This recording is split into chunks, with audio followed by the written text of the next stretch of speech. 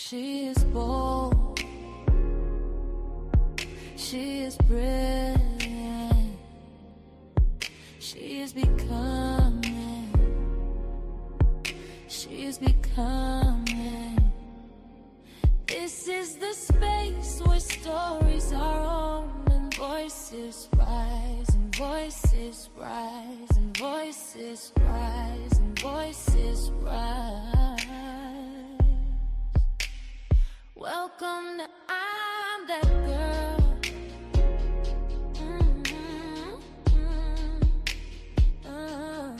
I'm that girl.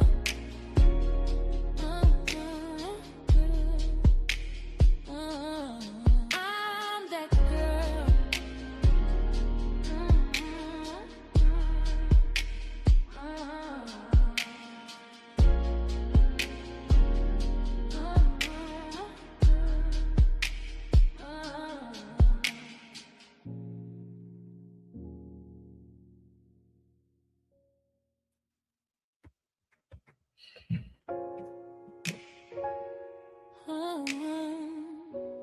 Good evening, everyone, and welcome to I'm That Girl. I am so excited to be with you this Friday. If you are jumping online, please say hi in the chat. Please let people know that we're on. We have a great conversation going on with an extraordinary woman who's making great impact for the kingdom of God. She's doing so many things that I can't even keep up with her. She's a young woman that I have admired from afar because I know that God has been using her so mightily. And now she is full speed ahead. So I do not want anyone to miss this conversation. So I would like you to like, share, tag someone, let them know we're talking about domestic violence in the body of Christ, but domestic violence in the lives of our young people, of our adults. And she's an advocate just for that. And without further ado, I would like to bring on our tambourine queen herself. That's my name for her. Now, she was supposed to be at her computer. She set everything up for that. But however, traffic messed her up. So we got her, but she's in the car looking beautiful after a long day of work. Hi, beautiful lady. How are you? You're muted. I'm great. How are you? I am doing fantastic, Miss Allen. Good to see you. You have been so busy since the last time I saw you in person. I know a lot has definitely changed. Oh my goodness. I had the privilege of meeting you at your church through a mutual friend. The Well, which is now the Now Church. You have a phenomenal pastor. Hey, Pastor Travis. Under Pastor Travis, phenomenal man of God. He's out preaching tonight. He's out preaching. Everybody's doing something He's tonight. always out preaching, singing, doing something. And I know you, the last time I remember you were on the worship team, beating that tambourine, just dancing and having a good time the last time I saw you. Then we bonded over your natural skincare product line, something that's also near and dear to my heart that I do also. And you're just killing the game. And before I knew it, you were a consultant helping people get their hobbies, those expensive hobbies, into businesses. I'm like, what passes this girl? I mean, like she be doing everything. Well, there's still more to come, but yeah. There's still more to come. I have something else up my sleeve in the works right now as we speak. Listen, it's like God gives you all the idea. He trusts you and you just bring it to pass. Because not only do you have Naturally Classy Adornments, which is your natural skincare line, you have Naturally Classy Consultancy LLC, where you help people turn their expensive hobbies into streams of income. You're the founder of No More Secrets Inc., a non-for-profit that's dedicated to supporting survivors of domestic violence. You're also a graphic designer, social media content creator. What am I missing? Author. How many books now? 4. Now, mind you, folks, it was 4 books in less than a year. Yeah. Okay? I struggling with one and keep editing and re-editing. Girl, pull out a whole four on me. Well, if I were to be honest, the last book took 8 years to write. Oh wow. So, and there may be a second edition because there's some more that still needed to be added to it. But yeah, it's for yeah Please for let me. that. So everything you do is not a passion, but I know you're very passionate about your advocacy on domestic violence. Right now, if you are listening live, please share the live. There's somebody you may know who you may have suspected.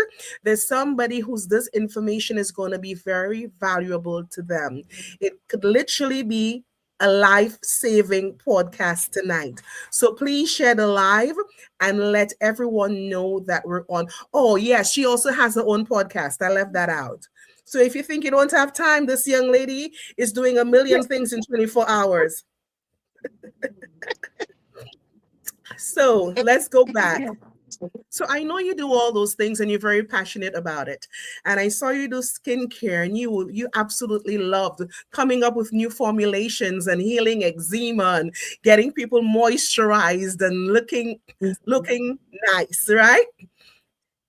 And then there was this side of you that I didn't know anything about. It was such a beautiful but sad revelation all at once because God took that of your domestic violence situation and turned it into your powerful story now that you're using to be a blessing in the kingdom of God. So take us back to the beginning. Let us know a snippet about your story. What happened? So I always say I'm happily divorced. My niece is 13, so I'll say I've been divorced for about 13 years, right? Somewhere between 11 and 13 years. I don't keep track anymore. I just know I'm divorced. But my ex-husband, I was with for 5.5 years. And in the 5.5 years, 5 years was full of domestic violence, in every way, shape, and form. So if you thought it happened. And I got tired. So after being stabbed, after having ribs fractured, after having hot tea and coffee thrown So in my I'm face. sorry, did you say after being stabbed? After being So I wasn't stabbed with a knife. It was so weird.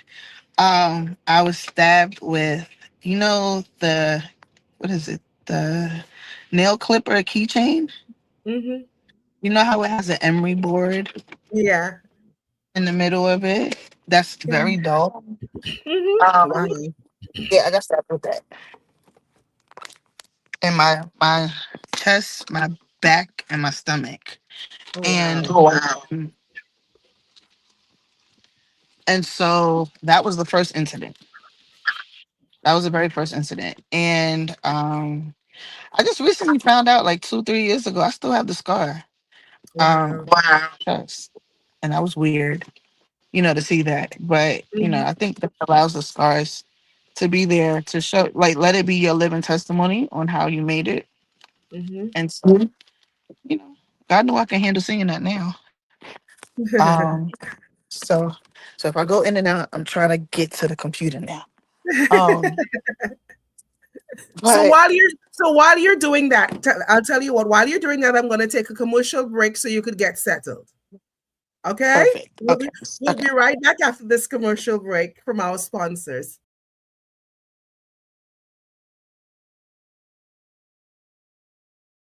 Let the rhythm inspire you at the St. Lucia Jazz and Arts Festival 2026. Pure Jazz. Tuesday, May 5th, Grammy-winning Esperanza Spalding. Then on Thursday, May 7th, Branford Marcellus Quartet. May 6th, Kingdom Night. Gospel Powerhouse Ty Tribbett. Ada AE. Then feel the rhythm at Caribbean Fusion. Friday, May 8th, featuring the original Wailers with Al Anderson. Skip Marley, Cast the Band. Imran Nerdy, Dexter Daps, Up all night, speaking. World Beats, Saturday, May 9th, Afrobeat sensation Thames, Princess Lover, X-Man, Lou City, October 4, and Ella May. The Ultimate Celebration, Sunday, May 10th, featuring the legendary Billy Ocean. Beverly Knight, Mervyn Wilkinson, R&B icons Brandy and Monica. Online tickets available at stluciajazzandartsfestival.com. Let the rhythm inspire you at the St. Lucia Jazz and Arts Festival 2026. Pure Jazz. Tuesday, May 5th, Grammy-winning Esperanza Spalding. Then on Thursday, May 7th, Branford Marcellus Quartet. May 6th, Kingdom Night, Gospel Powerhouse Ty Tribbett. Ada AE. Then feel the rhythm at Caribbean Fusion. Friday, May 8th, featuring the original Wailers with Al Anderson. Skip Marley, Cast the Band. Imran Nerdy, Dexter Daps. Up all night, speaking. World Beats, Saturday, May 9th, Afrobeat sensation Thames. Princess Lover, X-Man, Lou City, October 4, and Ella May. The Ultimate Celebration, Sunday, May 10th, featuring the legendary Billy Ocean. Beverly Knight, Mervyn Wilkinson, R&B icons Brandy and Monica. Online tickets available at stluciajazzandartsfestival.com.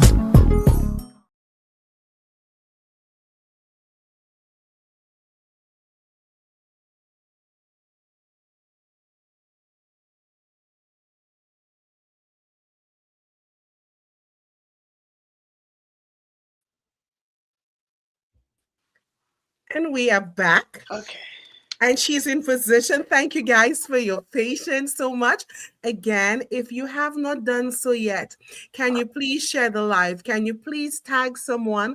Let them know that we're on having a very important conversation that everybody needs to know about right now. So I need you to rewind just to the beginning of your story because I don't think people heard because we were in transition. Okay, so hold on, I change this whole background because it looks crazy. I'm sorry, y'all. Okay. She's also a perfectionist. I am. I really it's still not working, but all right. We're gonna make it do what it do, right? Yeah. So it was okay. First instance, my ex-husband stabbed me with the. How old? Can I ask you how old were you when you got married? I was 25 when I got married. You're 25 when you got married, and how long were you guys together before you got married? 3.5 years. 3.5 years. So that's somebody that you felt that you knew. Now, during the time you were dating before you got married, were there any signs? The stabbing happened when we was dating. Oh, you saw the red flag and proceeded anyway. Okay, go. Your turn. Go ahead. There's a thing, right? Yeah. There's a thing called the internal vow Mm-hmm. that people make and they don't realize they make them. Okay. Right? So I made an internal vow that by the age of 25, I would be married and start having children. Mm. I come from a Southern background, like I stated earlier. And so getting married at 25 and starting to have kids at that age, that was the norm, if not actually old. That's like the age. My great-grandmother had my grandmother when she was 19. My grandmother had my mother when she was 20. My mother had me when she was 25. Okay. I was like, that's it. That's the age, 25. Like, that's what we do. And so that was my internal vow. Come hell or high So water. you said it says an internal vow that we make with ourselves that either I'm going to get married by this age, have a child by this age, but it's a vow we make with ourselves, and come hell or high water, we go through with it. Right. So it doesn't necessarily have to be marriage or children. It could be anything. Okay. So it's not Internal. always bad. It's not always a bad thing. Mhm. Mine was just not smart. Mm, Mine just didn't make any sense sense. Okay. because yeah, God wasn't in it. God was nowhere in it. And I can own that. I take full accountability for that. But with him at 22, married him, no, with him at, no, towards the end of 21 into 22, right? Yeah. Married him at 25.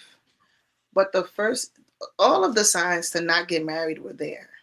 Like all of them.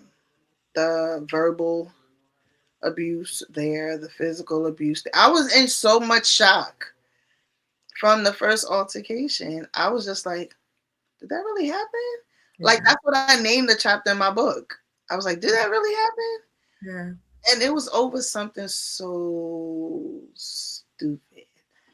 There was kids from my home church at my house because my grandmother was the assistant pastor of the church I grew up in for like over 50 years. So I would say that I guess my family was like the second family. Mm-hmm. Right? The bishop and first lady, we called them grandma and grandpa. That wasn't just bishop and first lady. This is family, right? Yeah. And so the kids we grew up with in church are family. They cousins, they god sisters, god brothers. So they was all at my house. And I wanted to introduce them to them because I was happy. I was excited. We together, blah, blah, blah. He didn't want to come up. And I didn't understand that. My thing is, if I take you in to be with me, that means I'm opening you up to my world. I'm introducing you to this. Is if you want to know who I am, you got to know all aspects of me. Yeah. And I'm forever a church girl. That's I've been born and raised in it. I'm going to die in it. That's who I am, right? And he was just nasty with it. He was like, those people up there, they don't really love God. He was so judgmental. Ooh. Right? Y'all watch out for these judgmental people. Half of the time they're abusers. But and they don't even know it some of the times either. But he was so judgmental. And I'm just like, we had a little car and I'm just trying to like bring him out the car. I'm like, yo, come on, let's go. Like they upstairs, you could hear them laughing, like they're having so much fun. And I'm like, come on, let's go. Nope. So we got into a verbal, we was yelling at each other. And then I didn't realize he moved that quick. And that thing came out and then he was just like, get away from me, get away from me. And he started stabbing me. And I was in so much shock. I don't think I even screamed. I ran in the house, ran straight to the bathroom, changed my shirt, took the peroxide, just went over my body with the peroxide, realized like this, I'm not going to say it on your podcast, but this really stabbed me, right? Mm-hmm. And so I was in shock. That was the first time I ever recall putting a mask on. Because you had to face your family, right? So you had to pretend like everything is fine. I went back out there, washed my face, went back out there. And I'm always like, when it comes to my friends, I'm always the life of the party, right? Mm-hmm. And so I went out there being me. And guess what happened after I came out the bathroom? Guess who was in the living room with them? He was. The same person who just stabbed you. Same And person. abused you for not wanting to come there because all the Christians in your house at that time were hypocrites who didn't like Jesus. Not even, because all the church kids, they didn't know God. They was all sinning and nah, nah, nah. And even if it was true, like, let's be clear. Who are you? Who are you? Yeah. Mister, you just cussed me out I don't know how long ago. Like, where you get that from?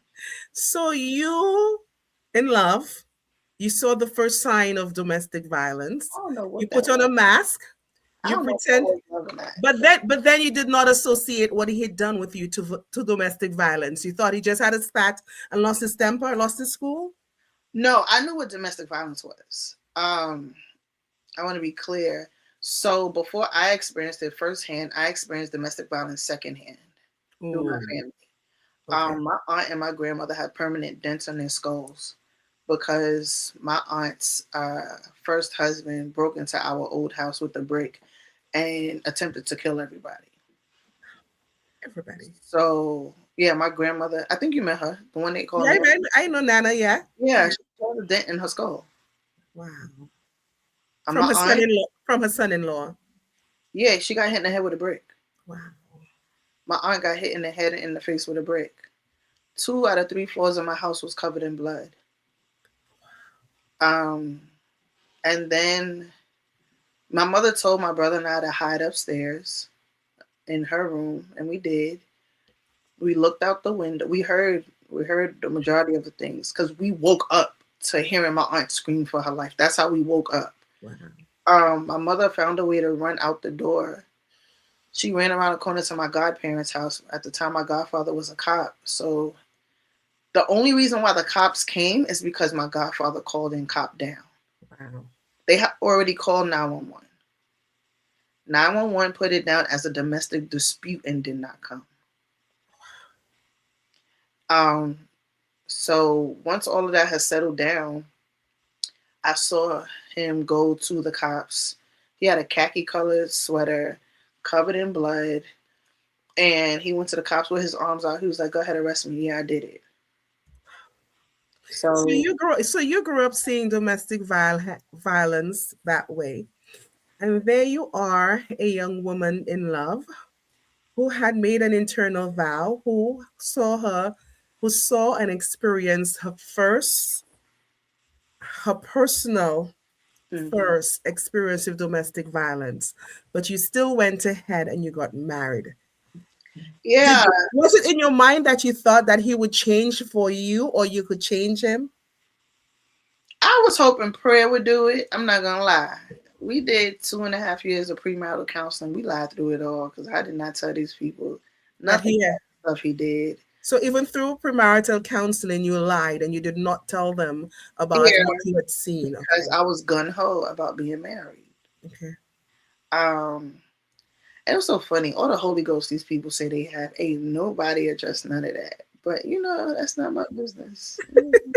All the he ba ba ba ba, and the Lord said you've Yeah, been the no discernment. Yeah. none No whatsoever. discernment. You don't Yeah. see this, Yeah. Yeah. Yeah. but whatever.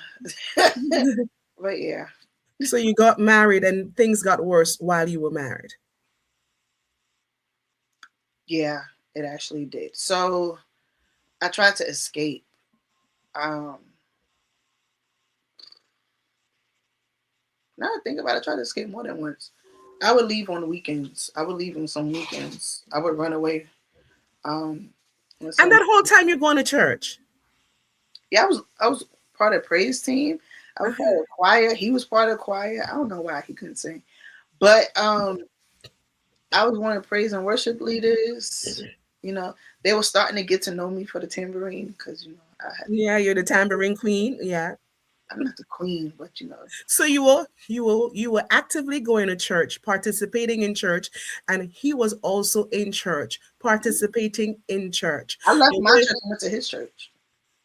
when you got home, that was a different thing. So there was the person that was in church and the person that was at home with two different people. So Forget would you when I say, got home. On the way to church, cussing out. On the way back home, cussing out. Yeah. and the whole time you were praying that God would change the situation around, that God would step in and this man would stop putting his hands on you? I pray. It was so much I had to pray for. I prayed that God would change him. One time, it was 3 months before we got married. I prayed that God would kill me. I did. That you That's prayed when, that God would just take your life. yeah, because he had fractured my ribs. He had beat me with a combination lock in his hand, and it was my mother's 50th birthday, and it was also her initial sermon. And so the argument was, mind you, this is 3 months before we were supposed to get married. We're heading to my home church. Hold up. He stabbed you. There was a lot of stuff going on. He hit you with a combination lock. He Uh verbally abused you. All that before you got married. huh. And let me be clear, for those of you viewing me and judging me, don't do it. I'm gonna tell I'm you not. what. I'm not doing it No, because not you, but other people, because I've heard this 50 million times. it's I've been easy. doing this You for see, 10 years. it's easy for us to judge people because we're not in the situations. Right. And so many times I've seen many young women and men stay in very abusive relationships because of number one, pride. Like you said, they've made this internal vow with themselves. They feel that they can't do any better. They're thinking, what would people say? What would my family say? What would church members say? And that's how a lot of people have ended up losing their lives because they cared more about what people will say rather than pulling away the mask and saying, look, I'm in an abusive relationship. I am this close to death's door. Save me, somebody. And let's put this on top of all of it too. I was young and I wanted to get out of my mother's house. Yeah, I've seen I that wanted happen out. too. Yeah.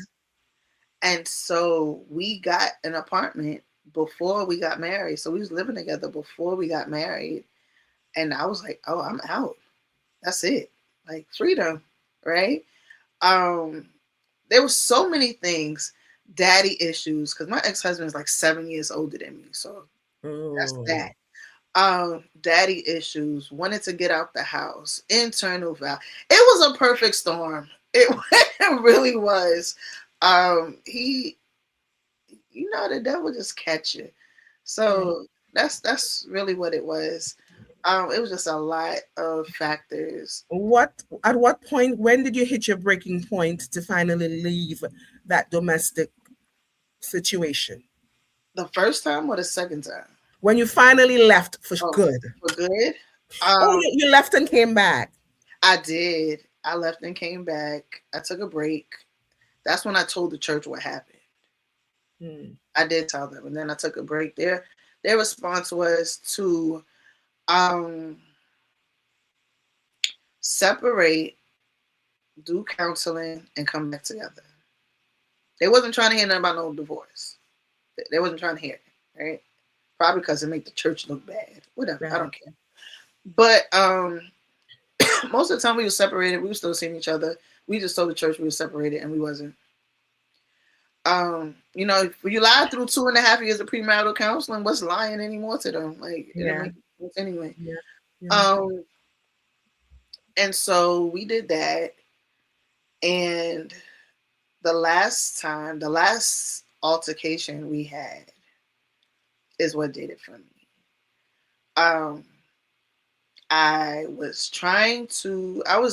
They had VBS at the church, Vacation Bible School. And at the time, I was a lunch lady in a school. Child, I'll never do that again. But shout out to all the lunch ladies and lunch. God bless you. Much strength to you. I was doing that for 4 years. So I said I had the summers off. I wanted to volunteer for the church, right? Mm-hmm. We lived in Jersey. The church was in Rockland County. And he worked in Westchester. So it was honestly like an easy go through. Get on the Palisade Parkway, drop me off at the church, hop back on, cross the Tappan Zee Bridge and go to work. This one day, mind you, because he was financially abusive, our phones were always off. The bills were never paid on time. Stuff was always off. It was just retarded. So my cell phone was off. His cell phone was off. All he had was his work phone on him. He dropped me off at the mall called Palisades Mall in Rockland County. Normally, the youth pastors, they would pick me up and bring me to the church. They both got sick. He didn't pick me up. He wouldn't take me to the church. And I had no money. And if anybody knows anything about Rockland County transportation, their buses come every half an hour, 45 minutes, hour. It's not like New York City. Okay. but I had no money. So how was I going to get on the bus? So that was a big altercation. Let's just say that altercation led to him trying to push me out of a moving car on the way to the bridge in the middle of morning rush hour traffic. Jesus. Then I blacked out and I clocked him upside the head while he was driving because you just tried to kill me. So closed it. I don't know how he opened the door and undid my seatbelt at the same time. But you know, the devil, when it's the devil, you don't know how he works quick. So that happened. I closed the door. I clocked him upside the head. You know, he's now blacking out. He pulled over to an abandoned gas station, dragged me out the car, and beat me in broad daylight across the street from a bus stop full of people, and nobody did anything. Jesus. And when I say beat me, I mean like beat me in my head, beat me wherever. I was in a fetal position, just taking the blows, literally. And then after all of that, guess where we ended up? Back together. At the church where I was trying to go to begin with. So, but before the church, he drove me to the hospital because I couldn't see myself then. Remember, he just beat me and then he put me back in the car because at that time I was screaming for my life, like somebody help, somebody do something.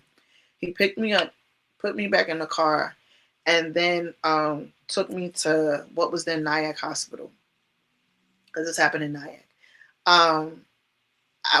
We pulled up to the hospital. I said, if I go in the hospital, you're going to jail. And he drove off. And he drove straight to the church. And he, at that point, he didn't care if everybody saw all the evidence of the fact that you had been physically assaulted by him. I literally did not know what I looked like. Wow. I had not seen myself in a mirror yet. All I did was go to the church and go straight to... Oh, I went to the church and it was like, Taja, are you okay? And I'm like, what are you talking about? They was like, go to the bathroom and look at yourself. I went to the bathroom, scratches on my face, scratches on my neck, hair disarray.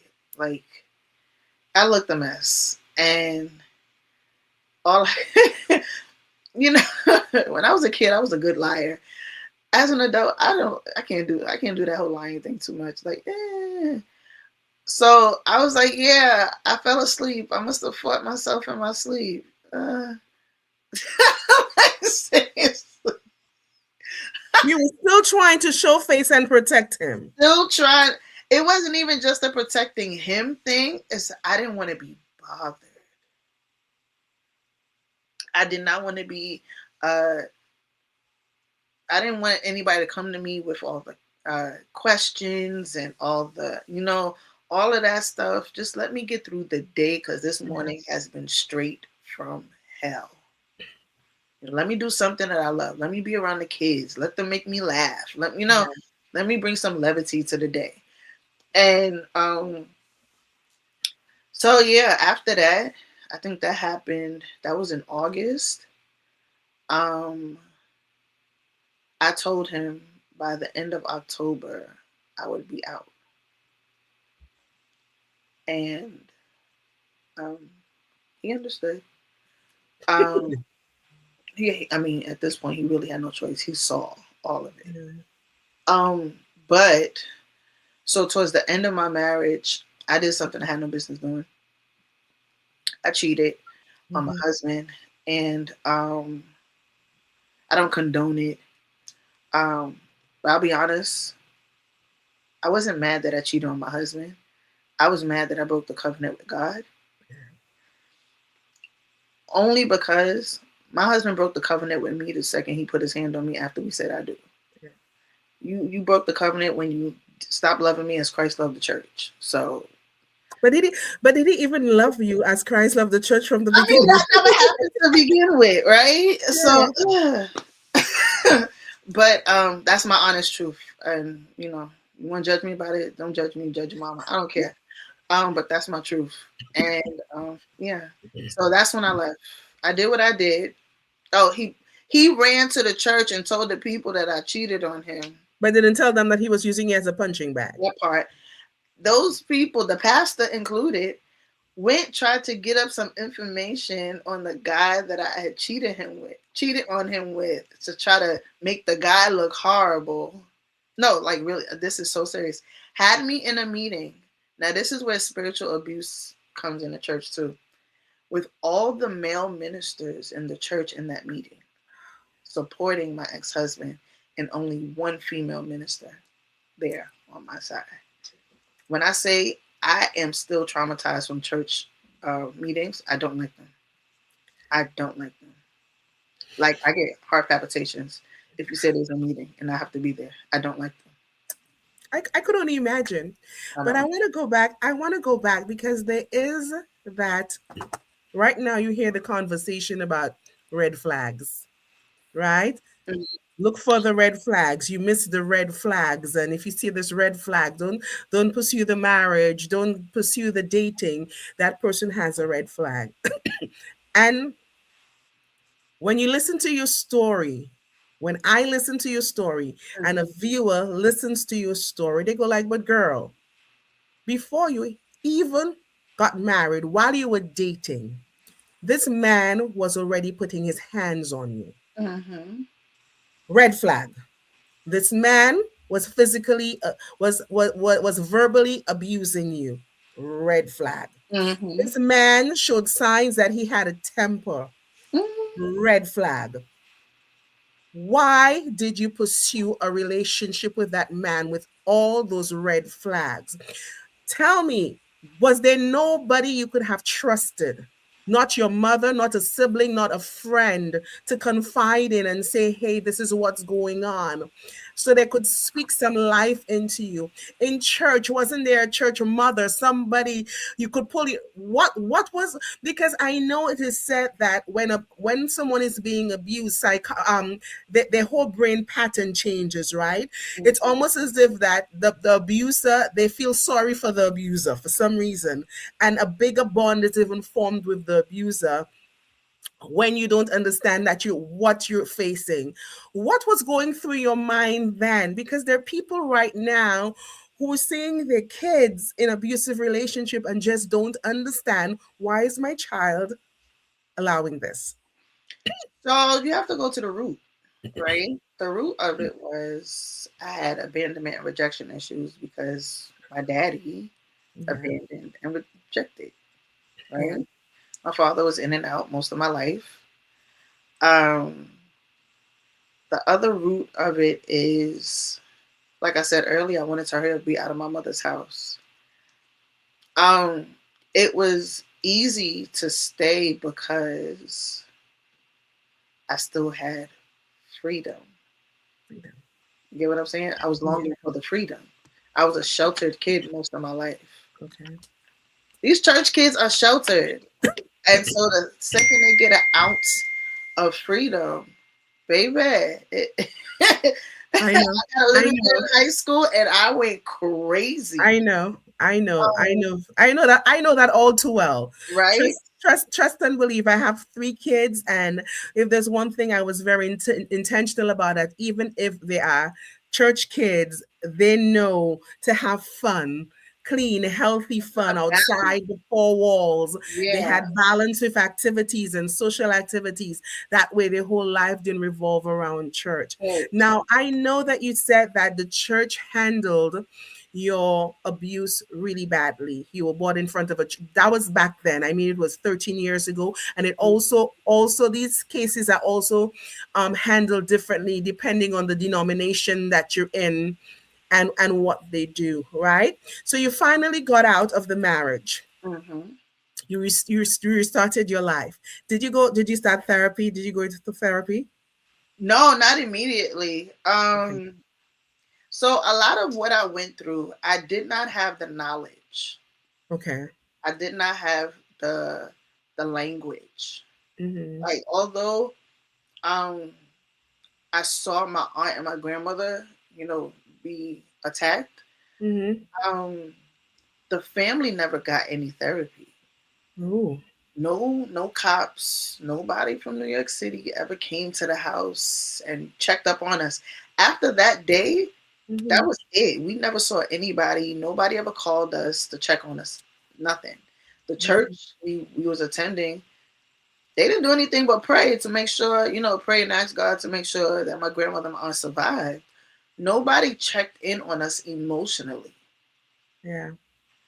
So I had no language of you just experienced secondhand abuse. I had none of that. Yeah. So I didn't start therapy until maybe 3, 4 years Ago. ago. And you've been divorced almost 13 years, but you just started therapy 3 years ago for your domestic violence situation and what led you to stay in that abusive relationship. Yeah. I know that you also said that the way the church handled it, because as a Christian woman growing up in church, we've been taught. I grew up in old church where you pray everything away. Mm-hmm. Not only do you pray everything away, but people aren't supposed to know certain things. So I get in trouble for saying that a lot, but in a lot of ways, the church taught us how to lie, how to pretend, how to wear a mask very well. Forgetting that everybody in the Bible went for trials and tribulations, that even in the Word of God says many are the afflictions of the righteous. They want us to have the facade that you're not getting afflicted, or if you are getting afflicted, nobody should know, right?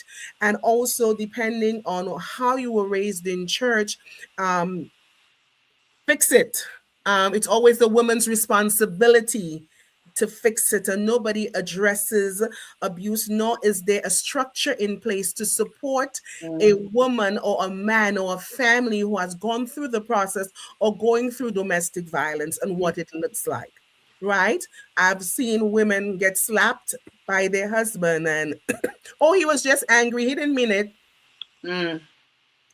And that one slapped her into something else, or a husband has an alcohol problem, comes home really drunk and does dumb stuff, and go like, oh, well, he was drunk. When he's sober, he don't do those things. When he's sober, he don't say those things.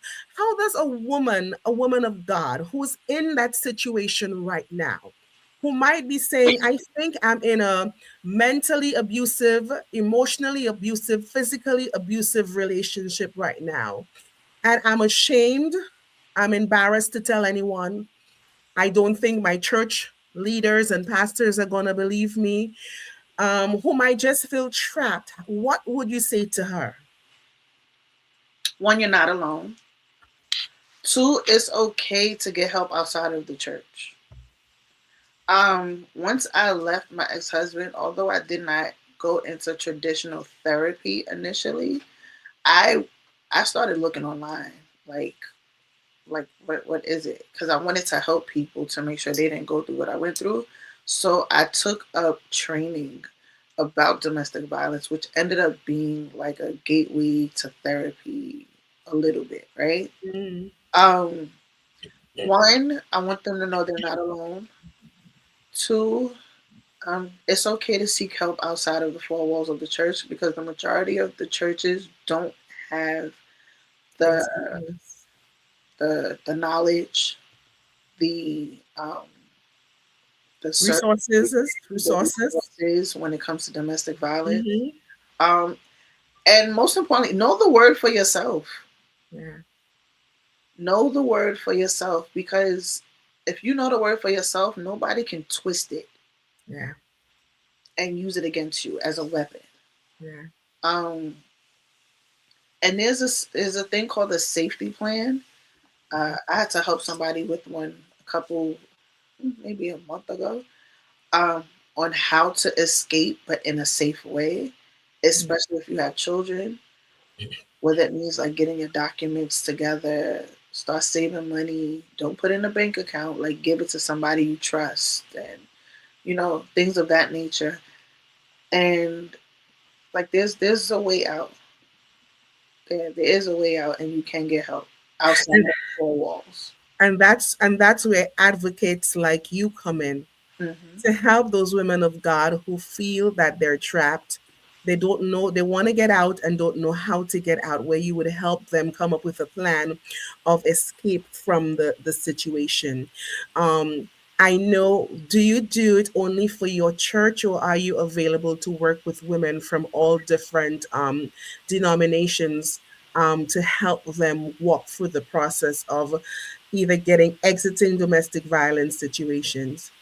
I work with anybody, You work with anybody? and not just women. I work with men too. Okay. I've And had, I was about to say that you work with men too, because a lot of the time we hear about domestic violence, we always believe, because that's the way it has been portrayed for years, that it's the man beating up on the woman. yeah, But I have seen over and over again where men are in abusive relationships where their wife is where or their partner is wearing their pants and will abuse those men, and the men feel just as trapped as any woman would. I've also seen the stats and the numbers go up a lot with teenagers and domestic violence, where I'm on the train, I'm walking down the street, and I see them being physical with each other, and they're doing it in jest. But you could clearly see that the young lady is either shying away, she's crying, she feels hurt, and she keeps going along with it. And I'm like, child, no man should be putting his hand on you, even in mhm. jest, even in jokingly. And they go through those things and they can't get out. What are some of the signs that someone who's close to you might be experiencing domestic violence, and how can we recognize the signs? A lot of the first signs. Well, I'll definitely say the first sign is isolation. Okay. Usually an abuser will isolate the person, meaning if a person is known to, be with their family and their friends and, just be lively and outgoing, and Mm-hmm. then all of a sudden you don't see them hanging out with anybody anymore Mm-hmm. except for that person. Because there's a difference between wanting to be with your significant other Mm-hmm. and being forced to. Yeah. Um, Once you start seeing the isolation happen, definitely, definitely, um, let your antennas start going up. Yeah. Um, Once you see them withdrawing from the things that they normally love to do, Mm-hmm. let your antennas start going up. Mm-hmm. Um, for teens, once you see their attitude, and we know teens got attitudes, all right? Mm-hmm. Clear, especially if you Mm-hmm. clear. Mm-hmm. But if you see it become hostile, Mm. um, they're lashing out because somebody's doing that to them. Um, so those are some of the signs, some of the intro signs. Yeah. Someone also said to me, if you see the individual suddenly wearing makeup Yeah. um, on their face and stuff, and they're not makeup people, that they're for sure trying to cover up bruises. Um, so we talked about the physical part of domestic violence. Let's talk about the emotional and psychological, because you also said that money was being withheld from you, from your family, where bills weren't being paid, even if there was money. So, would you say that was a sign of to keep you dependent or in control, in line somehow? That's physical abuse. So it happened where I got paid I get paid every week or every 2 weeks, whatever. Whenever I got paid, he would take the majority of the money because I'm letting the man be the man and handle the bills, blah, blah, blah. And he would give me $50 for 2 weeks. It was 2 weeks. It was every 2 weeks. Give me $50 for 2 weeks. And then in the middle of the first week, ask me for $30 back for gas. So I was left with $20 for 2 weeks, I guess for lunch or whatever else I needed. However, the rent was always late. The PSCNG found out was never paid. Wow. To the Did you point, ever, did you ever find out where all that money went to? bills eventually got paid. Somewhat got paid. Um, so he liked to look good, whatever his Okay. idea of good looking was, right? Okay. But most of it surrounded the church because he didn't do Mm, anything else.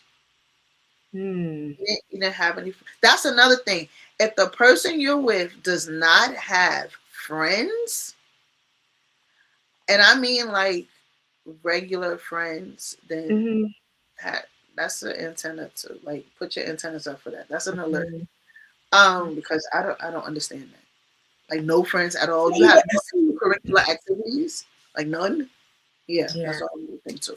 But he always wanted to make sure that he went and got his, really good clothes for church. Church. Well, I had to go to the $5 shoe store. I had to go to Burlington Coat Factory to get a church suit. I had to get, the The bare bottom minimum, the barrel, bare minimum, the scratch of the barrel when he had to look fly all the time. and Yeah, $60 for a Xbox game. yeah. And You then forced definitely. me to get on food stamps. Meanwhile, I didn't need to because I was working to make sure we had food in the house because you didn't know how to handle Wow, money. it's a tough one. So through all that, God birthed that mess, and that's a big old mess, right? And Epitome. you've been divorced for 13 years. You've been in therapy for 3 years. And for the last year, even if you were writing in the background, you launched how many books? 4. You launched 4 books. Mm-hmm. What made you finally get to the place where you said, you know something, this what I've walked through wasn't by coincidence. God had allowed me to live through this, and I'm going to take this mess, I'm going to take this shame, because a lot of the time people don't talk about it because they're ashamed of it. Even after they've left the marriage, even if after they've left the situation, they don't speak about it because of shame. They still want to keep it a secret. But with you, you went all the way. Not only did you write books about it, you became an advocate for it. You have a podcast talking about the testimonies of it. So tell me, how were you able to transition into that kind of deliverance where that wasn't holding you hostage anymore? Um, so the more I shared my testimony with people, the more everyone was like, "You need to put that in a book.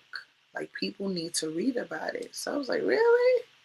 Like in school, I was a decent writer. I would have good essays, Mhm. and then on top of that, you know, I'm dramatic at times. I did musical theater or whatever, so I was like, I could put the two together. Um, but the hindrance in the 8 years was learning to be able to go back to the memory, Ooh, extract the emotions, extract the details from the memory, and not be re traumatized. ooh, okay. So while I did that, I had to pray heavy and ask God, all right, God, take me there. Let me get everything I can get out of it. And then let me come back unscathed. Yeah. Right. And so that it took a while. I took a 3 year break from writing. And then on top of that, it wasn't just a break. Sometimes I just had a block. I was like, Mhm. oh, I got this business. I'll just focus on this business. I don't want to write anymore. But then the more I kept on doing advocacy, the more I kept on speaking about domestic violence, everybody was like, did you finish your book yet? Because I kept on saying, yeah, I started a book. They was like, well, is it finished? Mhm. So me turning 40, I was like, by my 40th birthday, which was last year, I said, I'm at least going to do one book. Okay. And I was going to get my first degree and finish my first book by 40. My first book was supposed to have been No Longer My Secret. That was Okay. supposed to have been my first book.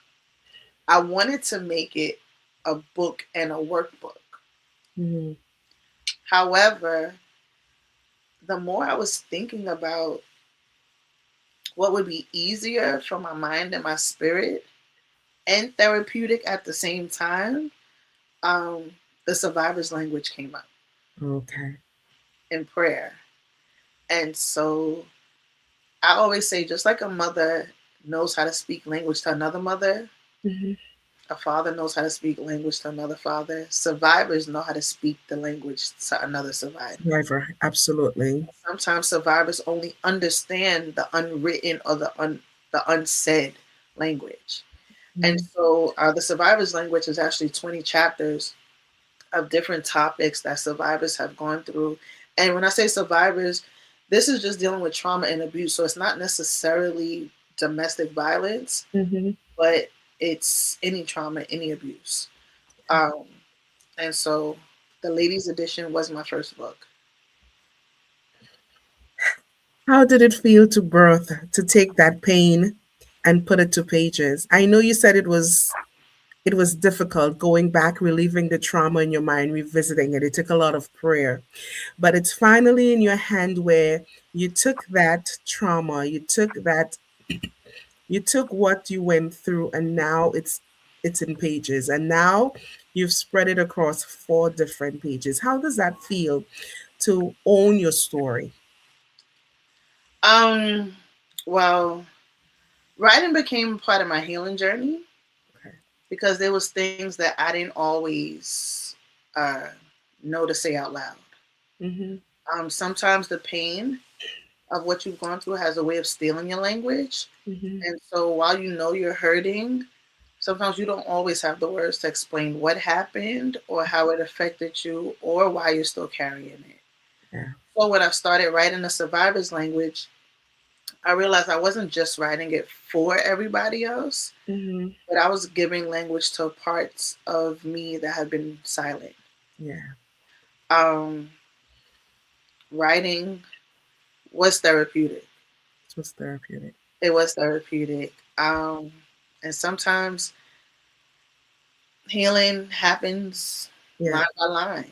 It Yeah. happens comma by comma. Yeah. It happens when I ask the questions, nobody asked me. Okay. And so, yeah. The funny thing is that I'm speaking to you and I'm speaking about your story of domestic violence, but lately in the news, if you've been watching the news very closely, Mhm. you've seen so many stories where one college roommate stabs another college roommate, well, a young lady just literally, I just saw a story, don't know how true it is, but he brought home chicken for her to put in the air fryer and she wanted to go out to eat, so she stabbed him. Then we had so many other domestic violence, murder, suicides happening, domestic violence again, and it's constantly in the news. However, as much as it's constantly in the news, what I'm not seeing is the proactive, right? I'm not seeing or hearing anything proactively in our communities, in our churches, to lend support to someone who is going there, who may be going through a domestic violence situation. Like you said, even back then there was no support in your church. But even right now, when I look at the framework of most churches, they do not have the structure in place as to say that, hey, I could help you. Don't stay in this. Come speak to me. What? How do you speak to that? And how would you speak to a pastor's wife, a woman's ministry leader who's listening right now, who wants to be there for a individual in their church, having gone through that before? Who would say to put something in place where the doors are open and you could see the signs and pull the person in? So that's hard. Hmm. It's hard because while some of I'm not going to say all, some of the survivors or the ones that are being abused, some might want help. Hmm. Some have been so psychologically abused that they're kind of numb to it, Yeah, I've seen that. right? Because I've been there at that point. Well, all right, this is life. This is how it's going to end. This is, it is what it is. The number one thing I would say to do as a Christian, pray. Hmm. Prayer has power. It Hmm. can, it can work miracles, right? Pray. The second thing is, if you see it happening, start behind the scenes and trying to gather some resources. So when you approach the person, you're not just approaching them because, oh, I feel sorry for you. You're approaching them with the mindset of, I'm coming to help. If you want the help, I have the help in place. Yeah, It's more than faster than praying. yeah. I get it. These things do come by fasting and praying. I get it. That's not everything. Faith without works is dead. Dead. Yeah. God still says he offers a way of escape. Mm-hmm. God's word says he came that you may have life and have it more abundantly. Being abused is not a part of an abundant life. Yeah. That's not part of the package. Yeah. That's not part of what you signed up for when it came to salvation. Yeah. So if Jesus does not abuse his church, there's no reason why you should take the abuse from anybody. Yeah. Anybody, I mean, pastor, from the first lady, from your husband, from your girlfriend, from your wife, from your boyfriend. There's no reason to take abuse, period. Yeah. So for the leaders in the church, when you see something happening, first step is do some research, get some resources. So when you do approach the person in a loving way, Mm-hmm. not a judgmental way. Because let's be clear, some of us like to come, girl, if I was you, I wouldn't. No. Yeah. That's not your place. And yeah, because those are the first people nobody wants to talk to. Yeah. If I was you, well, you're not me. Yeah. You're not going to be me.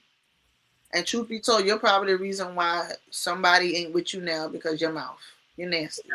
And you're probably a verbal abuser.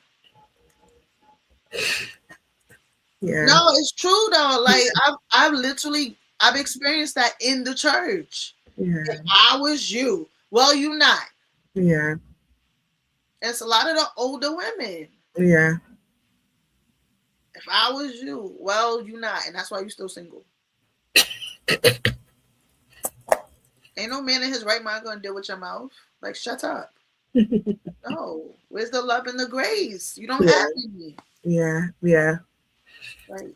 Now, I know that you do a lot of advocacy work, and that has also opened the doors for you to also, you also are going to, you also do, you do speaking engagements, right? You speak to young people at school, you speak in churches, you've written those books, and those books are on sale. And from everything I've heard about them, they are weapons. They're not just books, but they're weapons of deliverance. They're weapons of giving you word, verbiage, and understanding. For some reason, when I heard your story, it's funny enough, today when I was thinking of your story and reading your bio, No More Sheets by Juanita Bynum just came into my mind. I'm like, God, why am I thinking of the story like No More Sheets, right? Everybody says Everybody says that, right?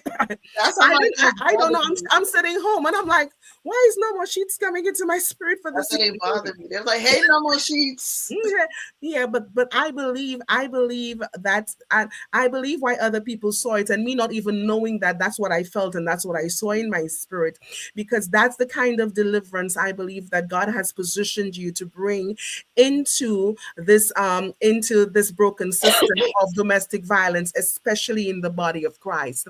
And everybody in the body of Christ need to know that it exists, and it exists in church, not because somebody's going to church and they're saved and they look nice, and they shanda and they handa and they run around, means that when they leave the house, when they leave the house to the church, when they come to church, they run around, they do all the do's, and they go back home. They're not going back to a house that's a nightmare, right? It is very real in the body of Christ, and we have to be sensitive and we have to be discerning. And like you said, we have to arm ourselves with information that when we go to speak to them, we're also giving them help, because structures are in place in order for them to be helped. Now, if someone wanted to get your books of deliverance, that story that is gonna help them do the next steps, help them through their own journey of healing and restoration, where can they get the books? Where can someone say, I want to book this young lady to come and speak to my teens, to let them know, hey, she didn't listen to the red flags because there was brokenness on the inside of her? Where can they reach you? My website is natajasharice.com. And it is right there in our chat right now. Okay, perfect. Okay. Everything about me is there. Forms to fill out for speaking engagements. My books are there. My skincare products are there too. The links for the podcast are there. What else? I think that's it, right? What else? Oh, yeah, all the businesses. All the businesses are Start there. your business. If you want to turn your expensive hobby into a legitimate business or start a nonprofit organization, because I do that paperwork as well. Or I do a 501c3. I do that as well. Go under Naturally Classy Consulting. Just everything. NatashaSharice.com. Everything's there. And she could get your social media content stuff. She does all the things. I haven't put Right? the graphic stuff She up because I she don't be- consider she myself be- a she real she, be- graphic. she believes in several streams of incomes. I live in New York. I don't have a choice. She believes in several streams of income. But Natasha, tonight I just want to say to you that what I want our viewers to take away from this. What is the takeaway that you want them to know from this? You walked through it. You walked through it before you decided to get married. You went into it. You got married anyway. You went through heightened abuse while in the marriage until suddenly you punching bag no more. You Right. walked away. And now God has brought you to the position where He has turned your mess into a message, where all those punches are turning into a slingshot like David and Goliath, right? You have your sling with your stones.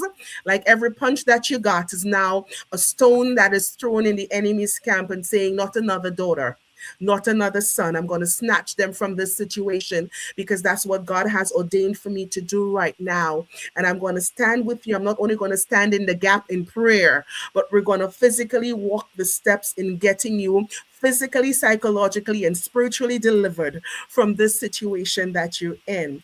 So tell me, what do you want anyone who's walking through this situation to know right now? What is the takeaway? I just want to say to you that God sees you.